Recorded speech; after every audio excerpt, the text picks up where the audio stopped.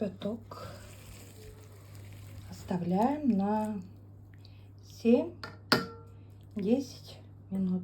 Закрываем крышкой. Морковку пропускаем через терку, а помидор и сладкий перец нарезаем очень тонко.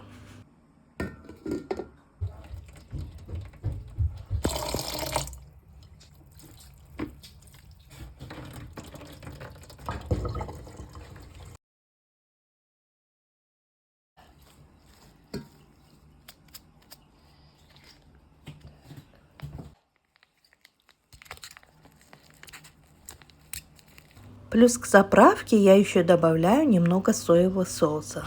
Он делает еще вкуснее. Сам соус, он такой вкусный, соевый соус. Но нельзя переборщить, иначе фунчоза станет совсем темной.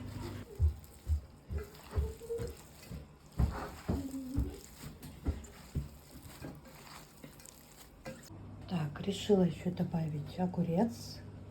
Жарт огурец, половину огурца. Нарезала тонко.